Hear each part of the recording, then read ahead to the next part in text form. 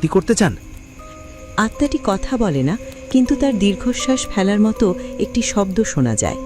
সিধু লক্ষ্য করে আত্মাটিকে দেখার পর তার মনে কোনো ভয় জাগছে না, বরং তার বুকের ভেতরটা এক অজানা দুঃখে ভারাক্রান্ত হয়ে উঠছে। মনে হচ্ছে আত্মাটি তাকে কিছু বলতে চাইছে। আপনি দয়া করে দেবেনকে আর ভয় দেখাবেন না। ও একটু ভীতু প্রকৃতির মানুষ। আপনি কি আমার কাছে কিছু চান? আমি আপনার জন্য কি করতে পারি?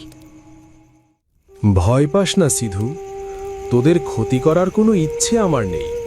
আমি শুধু একটু শান্তির খোঁজে তোর সামনে এসেছি। আরে, আপনি আমার নাম জানেন কিভাবে? আর আপনার কণ্ঠস্বর এত যন্ত্রণা কেন আপনার গলায়? আপনি কে? কেন এই নীল কুয়াশার মাঝে বন্দী হয়ে আছেন? আমি এই গ্রামেরই এক হতভাগা মানুষ ছিলাম। আমার নাম ছিল সনাতন। আজ থেকে 7 বছর আগে এক বৃষ্টির রাতে আমাকে খুব অন্যায়ভাবে মেরে এই নদীর ধারে পুঁতে ফেলা হয়েছিল। আমি মরতে চাইনি সিধু। আমার ছোট ছোট সন্তান আর স্ত্রীর কাছে ফিরতে চেয়েছিলাম, কিন্তু লোভী মানুষের হাত থেকে আমি বাঁচতে পারিনি। কে আপনার সাথে এমন নিষ্ঠুরতা করল? আর আপনি আমাকেই বা কেন এসব বলছেন? কারণ তোর মনটা পরিষ্কার। ওই যে নীল কুয়াশা দেখছিস, এটা আসলে আমার জমে থাকা চোখের জল আর না পাওয়া ইনসাফের ধোঁয়া। যারা আমাকে মেরেছে তারা আজও বুক ফুলিয়ে এই গ্রামে ঘুরে বেড়াচ্ছে। আমি মুক্তি পাচ্ছি না সিধু। আমার অতৃপ্ত আত্মা এই বাঁশঝাড়ে আটকে আছে। আমার শেষ ইচ্ছা, আমার দেহের অবশিষ্টাংশ খুঁজে বের করে তার শতস্কার করা হোক এবং অপরাধী শাস্তি পাক। তবেই এই নীল কুয়াশা বিলীন হবে। আপনার কাহিনী শুনে বুকটা ফেটে যাচ্ছে। আমি ভাবতেও পারিনি আমাদের এই শান্ত গ্রামে এমন কোনো পাপ লুকিয়ে আছে। আমি আপনাকে কথা দিচ্ছি সনাতন কাকা, আমি আপনাকে এই কষ্ট থেকে মুক্তি দেব। আপনার আত্মা যাতে শান্তি পায় তার জন্য আমি যে কোনো ঝুঁকি নিতে রাজি। তুই জানিস না তুই কার বিরুদ্ধে নামছিস। খুব শক্তিশালী তারা, কিন্তু তোর সাহস দেখে আমি ভরসা পাচ্ছি। মনে রাখিস, প্রতি রাতে এই নীল কুয়াশা তোকে পথ দেখাবে, কিন্তু সাবধান, কারো কাছে এই রহস্য ফাঁস করিস না আপাতত। আমি কথা দিলাম, আজ থেকে আপনার মুক্তিই আমার লক্ষ্য। আত্মাটি ধীরে ধীরে কুয়াশার ভেতরে মিলিয়ে যেতে শুরু করে। সিধু দাঁড়িয়ে থাকে এক দৃঢ় সংকল্প নিয়ে। তার কানে তখনও আত্মার করুণ আকুতি প্রতিধ্বনিত হচ্ছে।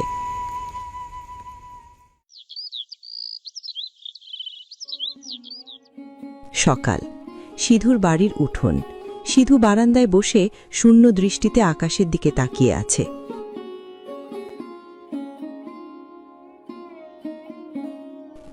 আচ্ছা, কাল রাত থেকে দেখছি তুমি কেমন যেন হয়ে আছো।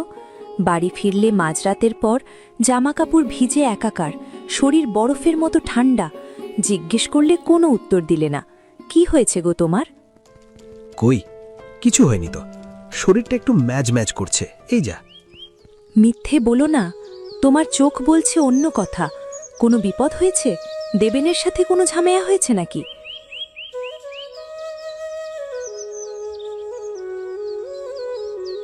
ওরে বাবা, মাথাটা আজ বড্ড ধরেছে রে সিধু।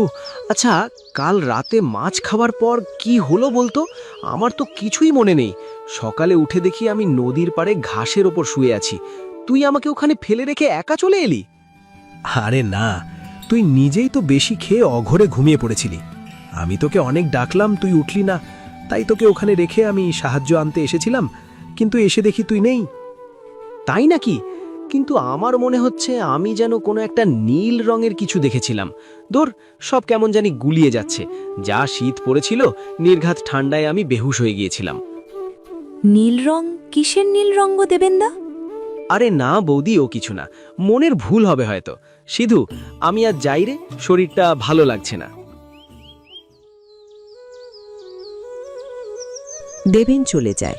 সিধু আবার স্তব্ধ হয়ে বসে থাকে। মিথিলা লক্ষ্য করে সিধু বারবার আকাশের দিকে তাকাচ্ছে, যেন সে দিন শেষ হবার অপেক্ষা করছে। দেবেন কিছু মনে করতে পারছে না, আর সিধু কিছু লুকোচ্ছে। তার মানে কাল রাতে নদীর পাড়ে নির্ঘাত কিছু ঘটেছে, যা এই মানুষটাকে বদলে দিয়েছে। দিনের বেলাতেও ওর মন পড়ে আছে ওই অন্ধকারের দিকে।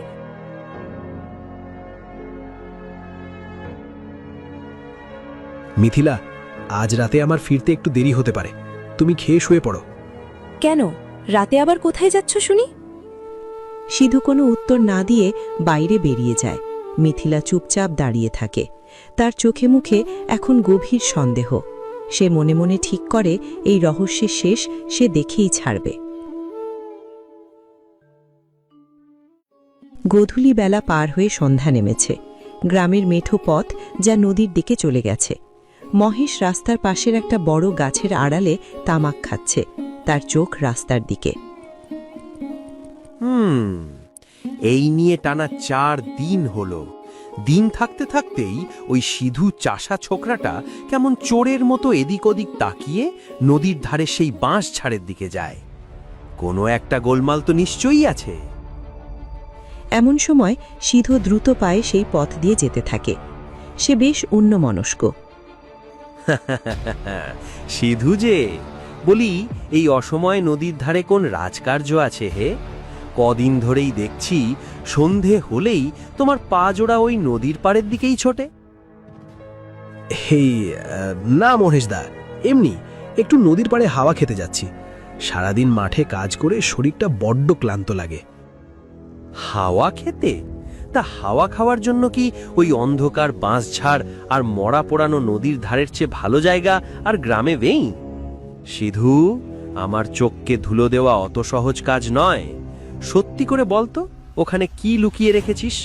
কোনো মোহরের ঘটি, নাকি পুরনো আমলের কোনো গুপ্তধন খুঁজে পেয়েছিস? আপনি ভুল ভাবছেন মহেশদা। গুপ্তধন পারব কোত্থেকে? আমি সামান্য চাষি মানুষ, ওসবের লোভ আমার নেই। আপনি বরং নিজের কাজ নিয়ে থাকুন।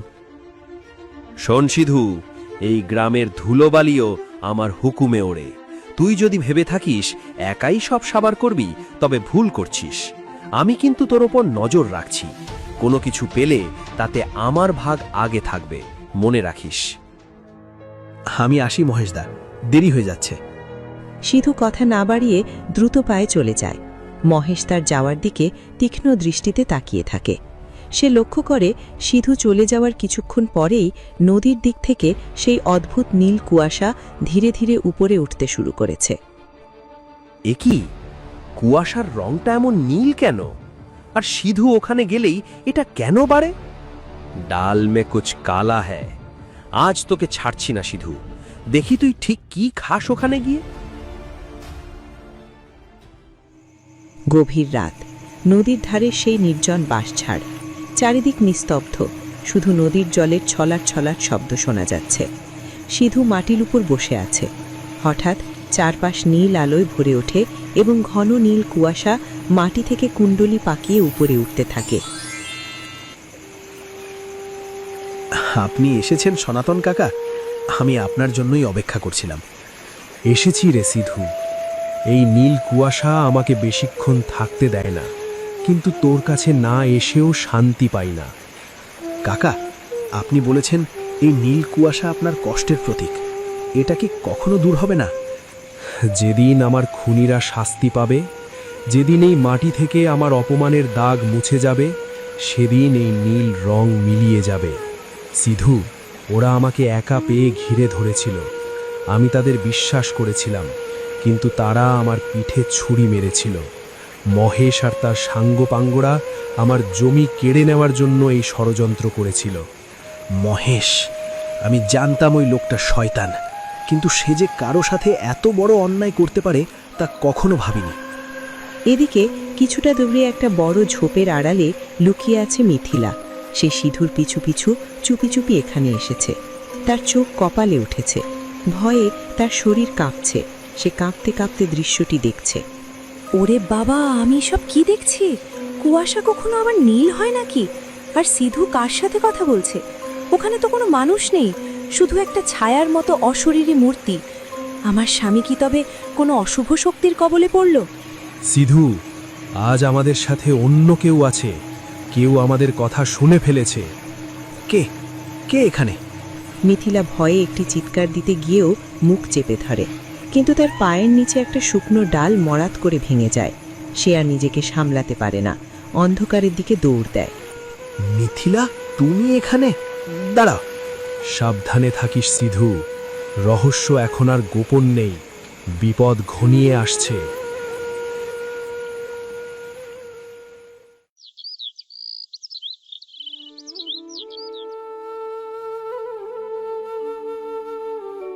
বাবা, ও বাবা, আমাদের রক্ষা করুন।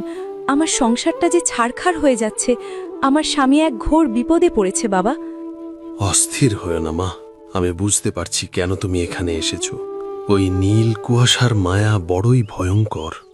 আপনি জানলেন কি করে বাবা? আমি তো কাউকে কিছু বলিনি। সিধু আজকাল মাঝরাতে নদীর ধারে অশরীরী আত্মার সাথে কথা বলে। ওর শরীর যেন দিন দিন পাথরের মতো শক্ত হয়ে যাচ্ছে। দয়া করে ওকে বাঁচান।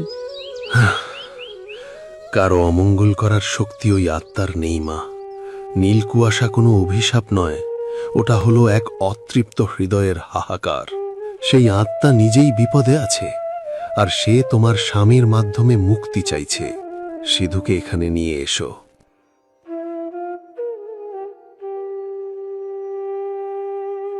আমি এসেছি বাবা, আমি বুঝতে পেরেছি আপনিই পারবেন এই যন্ত্রণার শেষ করতে। আমি সনাতন কাপাকে কথা দিয়েছি, আমি তাকে মুক্তি দেব, কিন্তু কিভাবে করব তা জানি না। তুমি এক মহৎ কাজ হাতে নিয়েছ সিধু, কিন্তু এই পথ বড় কঠিন। সেই আত্মাটি হল সনাতন, যাকে অন্যায়ভাবে হত্যা করা হয়েছে। তার শরীরের অংশগুলো নদীর পাড়ে বাঁশঝাড়ের নিচে চাপা পড়ে আছে। যতক্ষণ না তার অবশিষ্টাংশ নদীর জলে শুদ্ধ করা হচ্ছে, ততক্ষণ সে এই নীল কুয়াশায় বন্দী থাকবে। কিন্তু বাবা, যারা তাকে মেরেছে তারা তো জানতে পারলে সিধুর ক্ষতি করবে। সত্য যেখানে থাকে সেখানে ভয় থাকতে নেই। আগামী অমাবস্যার রাতে আমরা নদীর পাড়ে যাব। তুমি প্রস্তুত থাকো সিধু। আত্মার মুক্তি আর অপরাধীর শাস্তি দুটোই সেদিন নিশ্চিত হবে। আমি প্রস্তুত বাবা, আপনি শুধু আশীর্বাদ করুন।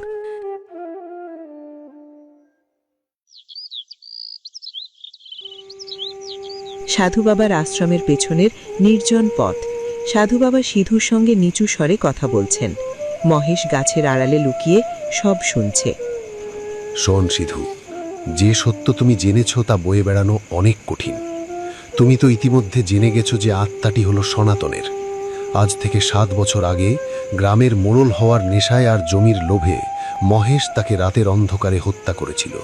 তারপর সেই লাশ গুম করে দিয়েছিল নদীর ধারের ওই বাঁশঝাড়ে। সনাতনের অতৃপ্ত আত্মা আজও সেখানে ইনসাফের অপেক্ষায় কাঁদছে। ওই নীল কুয়াশা আসলে মহেশেরই পাপের বিষ। এটা আমাকে সনাতন কাকা আগেই বলেছিল, তবে ব্যাপারটা নিয়ে আমি দ্বিধায় ছিলাম। কিন্তু আপনার মুখের কথা তো কখনো মিথ্যে হবার নয়। ছি, মহেশদা এত খারাপ? ও এত বড় একটা পিশাচ? যে মানুষটা তাকে বড় ভাইয়ের মতো শ্রদ্ধা করত, তাকেই সে এভাবে শেষ করে দিল। আমি এর বিচার করবই বাবা। হঠাৎ অন্ধকারের আড়াল থেকে মহেশ বেরিয়ে আসে। তার হাতে একটি লাঠি, মুখ রাগে আর ভয়ে বিকৃত হয়ে আছে। থাম সিধু, অনেক জেনে ফেলেছিস তুই। সাধু বামনের মুখে গুল গল্প শুনে আমার বিরুদ্ধে যাবি? জানিস আমার ক্ষমতা কত দূর? এক ডাকে তোকে আর তোর পরিবারকে এই গ্রাম থেকে তাড়িয়ে করে দিতে পারি। ক্ষমতা মানুষকে অহংকারী করে দেয় মহেশ, কিন্তু সত্যকে কখনো চাপা দিতে পারে না। সনাতনের আত্মা জেগে উঠেছে। নীল কুয়াশা এখন তোমার ঘরের দরজায় কড়া নাড়ছে। তুমি কি তার থেকে বাঁচতে পারবে? চুপ করো বুড়ো, কোনো আত্মা ফাত্তা আমি মানি না। সিধু, তোকে শেষ সুযোগ দিচ্ছি। নদীর ধারের ওই সব নীল কুয়াশার গল্প ভুলে যা, না হলে কাল সকালে সূর্য তুই আর দেখতে পাবি না। ভয় আমি পাই না মহেশদা, এতদিন আপনাকে শ্রদ্ধা করতাম, কিন্তু আজ আপনাকে দেখে আমার খুব ঘৃণা হচ্ছে। আপনি শুধু একজন খুনিই নন, আপনি একজন ভীরু। নীল কুয়াশা আপনাকে তাড়া করছে বলেই আজ আপনি এখানে এসে আমাদের ভয় দেখাতে এসেছেন। কিন্তু মনে রাখবেন, সনাতন কাকার মুক্তি আর আপনার শাস্তি দুটোই এখন সময়ের অপেক্ষা মাত্র। দেখব তোরা কি করিস। পুলিশ, আদালত সব আমার পকেটে। আমাকে ছোঁয়ার সাধ্য কারণ নেই। ওর বিনাশকাল আসন্ন সিধু। যাও, অমাবস্যার রাতের জন্য তৈরি হও। নদীর পার, অমাবস্যার নিকষ কালো রাত। সাধু বাবা মাটির উপর একটি গোল চক্র এঁকে তার মাঝখানে যজ্ঞের আগুন জ্বালিয়েছেন। আগুনের শিখা নীল কুয়াশার প্রভাবে মাঝে মাঝে নীলচে হয়ে উঠছে। সিধু পাশে দাঁড়িয়ে সব দেখছে। ওম শান্তি। হে অতৃপ্ত আত্মা, তোমার যন্ত্রণার অবসান হোক। এই পবিত্র অগ্নিতে তোমার পার্থিব মোহ আর ক্রোধ বিসর্জন দাও। বাবা, নীল কুয়াশাটা আগের চেয়ে অনেক বেশি ঘন হয়ে আসছে। আমার যেন নিঃশ্বাস নিতে কষ্ট হচ্ছে।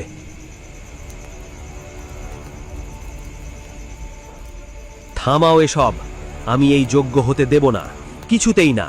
তোমাদের এই যজ্ঞের মাধ্যমে আমার অনেক বড় ক্ষতি হয়ে যাবে, এটা আমি কিছুতেই হতে দেব না। সিধু, আজ তোদের সবাইকে কেটে টুকরো করে আমি এই নদীতে ভাসিয়ে দেব। আমার পাপের কোনো প্রমাণ আমি রাখব না।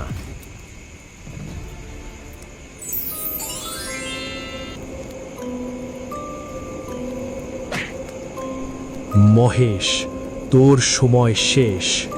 7 বছর ধরে আমি এই মাটির নিচে তোর বিনাশের অপেক্ষা করেছি। আজ তোকে আমার হাত থেকে কেউ বাঁচাতে পারবে না, কেউ না। না, আমাকে ছেড়ে দাও। সনাতন, আমাকে মাফ করে দাও। আমি সব জমি ফিরিয়ে দেব। বাঁচাও, বাঁচাও। ওরে সিধু, আমাকে বাঁচা। আত্মার প্রচণ্ড শক্তিতে মহেশ মাটিতে আছাড় খায়। কুয়াশা তাকে যেন আষ্টে পেষ্টে জড়িয়ে ধরছে। মহেশ দিশেহারা হয়ে পাগলের মতো হাত পা ছুটতে থাকে, কিন্তু পালানোর পথ পায় না। সনাতন, ক্রোধ সম্বরণ করো, হিংসায় মুক্তি নেই। সিধু, ওই যে মাটির নিচে ওর দেহাবশেষ আছে, সেখানে গঙ্গাজল ঢালো, এখনই সময়। হে মুক্তিকামী আত্মা, আলোর দিকে তাকাও, অন্ধকার ত্যাগ করো। ওম শান্তি, শান্তি, শান্তি। যজ্ঞের আগুন হঠাৎ দপ করে জ্বলে ওঠে। নীল কুয়াশা মহেশকে ছেড়ে দিয়ে আকাশের দিকে কুণ্ডলি পাকিয়ে উঠতে থাকে। মহেশ জ্ঞান হারিয়ে মাটিতে লুটিয়ে পড়ে, আর তার অবয়বটি ধীরে ধীরে শান্ত হতে শুরু করে।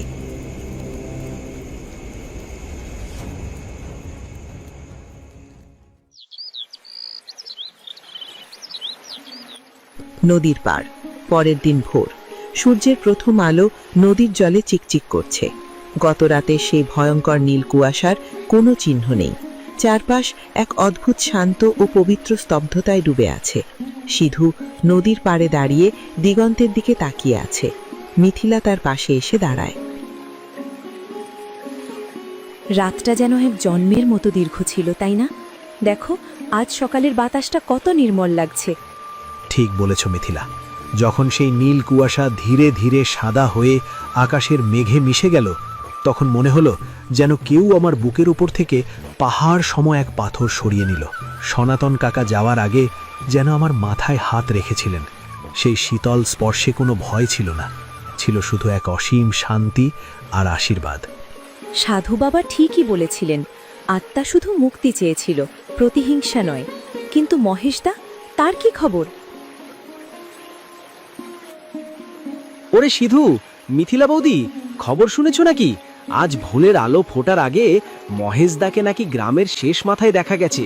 পাগলের মতো কিসব বিড়বিড় করতে করতে একটা ঝোলা কাঁধে নিয়ে গ্রাম ছেড়ে পালিয়েছে লোকটা।